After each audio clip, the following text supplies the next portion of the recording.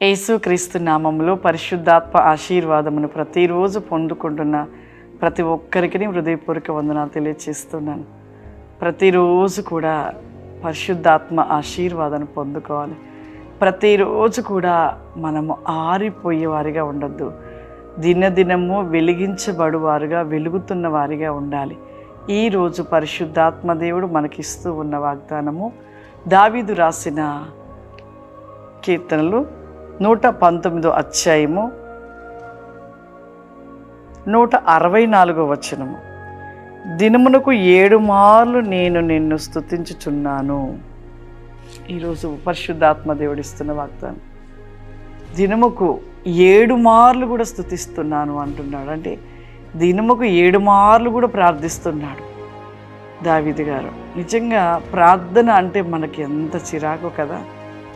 ఏ పనులైనా చేస్తామో, ఏ ముసలమ్మ ముచ్చట్లైనా పెడతామో, ఎంతసేపైనా మొబైల్ చూస్తామో, ఎంతసేపైనా పక్కింటి వాళ్ళు గొడవ పెట్టుకుంటా అంటే వారి దగ్గర వెళ్ళి ఆలకిస్తుంటాం. కానీ కొంత సమయము దేవుడితో గడుపుటకు, కొంత సమయము మనకు వచ్చిన సమస్యలను బట్టి ప్రార్థన చేసుకోవటానికి ఎంత విసుగుపడుతూ ఉంటారు. దావీదు గారు ఒక రాజు.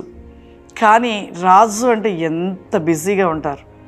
కానీ ముమ్మారు కూడా 7 మార్లు కూడా దేవుని స్తుతిస్తూ ప్రార్థించేవాడంట. 7 మార్లు కూడా దేవునికి స్తుతిస్తూ, దేవుని ఆరాధిస్తూ, నాట్యం చేత దేవుని గణపరుస్తూ, ఎంతగానో పశ్చాత్తాపంతో తన కన్నీరు పరుపు తేలునట్లుగా ప్రలాపమైన ప్రార్థన చేసేవాడంట. అందుకే దేవునికి దావీదు గారంటే ఎంత ఇష్టమో, ఎంత ప్రియుడో.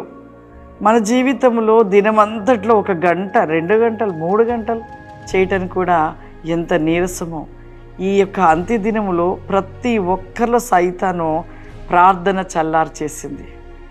ముందుగా ప్రార్థనతోటి కదా ఏదైనా జయించేది. ప్రార్థనతో తప్ప మనం ఏ దానితో జయించలేము. కాబట్టి సాతాను కూడా ఎక్కడ దెబ్బ కొట్టాడంటే ప్రతి ఒక్కరి జీవితంలో ప్రార్థన అనే మంటను చల్లార్చేసింది. అది ఎలా అంటే మొబైలు, లేకపోతే చుట్టుపక్కలతోటి లోక సంబంధమైన పనులను బట్టి ఆ యొక్క ప్రార్థన మీద గట్టి దెబ్బ కొట్టేసింది సైతాన్. ప్రార్థన అంటే ఎంతమంది చిరాకు.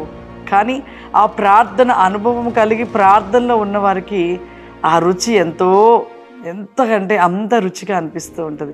ఇంకా ప్రార్థిస్తే బాగుండదు. నిజంగా దావీదు గారు రాజైనా కానీ తన సమయం, తన ఆశ, తన ఆలోచన, తన తపనంతా కూడా దేవునితో గడుపుతూ ఉండేవాడంట.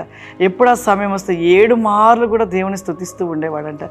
మన జీవితంలో ఏది కావాలన్నా, ఏది పొందుకోవాలన్నా, ఏది సాధించాలన్నా ప్రార్థనతోటి ప్రార్థన చేయి. దినముకు ఇన్ని గంటలను ప్రార్థన చేయి. నీ జీవితంలో ఆ ప్రార్థన ఎక్కడ వ్యర్థపరచబడదు. ఆ ప్రార్థన అంతా కూడా దేవుని సన్నిధికి చేర్చబడుతూ ఉంటుంది.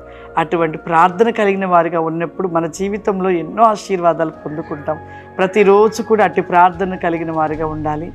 ఆ విధంగా దేవుని నిత్యము కూడా ఆరాధించే వారిగా ఉన్నట్లయితే మన జీవితంలో ఎన్నో మేలులు, ఎన్నో ఆశీర్వాదాలు పొందుకుంటూ ఉంటాం. ప్రార్థన చేసుకుందాం. సర్వశక్తివంతుడా, దయగల తండ్రి, నీకు వందనాలు చెల్లిస్తూ ఉన్నాను ప్రభువా. పరిశుద్ధాత్ముడా, ఈ దినము నాయన దావీదు గారు చేసిన ప్రార్థన 7 మార్లు కూడా నాయన నేను స్తుతించి ఉండగా ప్రభువా, మా జీవితంలో అటువంటి ప్రార్థన జీవితంలో దయచేయండి. అటువంటి ప్రార్థన కలిగిన వారిగా మేము ఉండాలి ప్రభువా. ఈ ప్రోగ్రాం చూస్తున్న ప్రతి ఒక్కరిలో అటు ప్రార్థన మంటను కలిగిన వారిగా ఉండాలి ప్రభువా. దినమునకు ప్రభువా ప్రతివేకంగా బహుగా ప్రార్థించే శక్తిని ప్రభువా ప్రతి బిడ్డకు దయచేయండి నాయన. ఈ ప్రోగ్రాం చూస్తున్న ప్రతి బిడ్డను దీవించి ఆశీర్వదించి వారి జీవితంలో అనేక కార్యం, అనేకమైన ప్రతిని క్రమా షూరి కమాందలరా వెన్బి గోబా కమాందలరి మాసి గ్లోరాది కమాందలర సి కమాందర. ప్రోగ్రాం చూస్తున్న వారిపై దేవుని ఆత్మ బలముగా దిగి వస్తున్నది. దేవుని అభిషేకము చేత నింపబడుతున్నారు. దేవుని అగ్ని చేత మండించబడబోతున్నారు. దేవుని శక్తి చేత నింపబడుతూ సంపూర్ణమైన విడుదల, స్వస్థత ప్రతినేకముగా దేవుడు అద్భుత కార్యముల వారి పట్ల చేయబోతున్నాడు. వెన్బి గోబ్రికా సిఖమాందర అతివేగముగా నాయన ప్రతి దినము మండించబడాలయ్యా.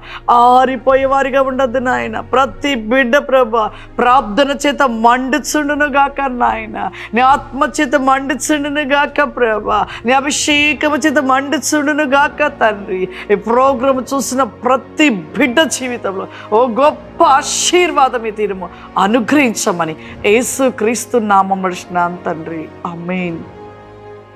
God bless you. దేవుడు మిమ్మల్ని దీవించును గాక. ఆమేన్.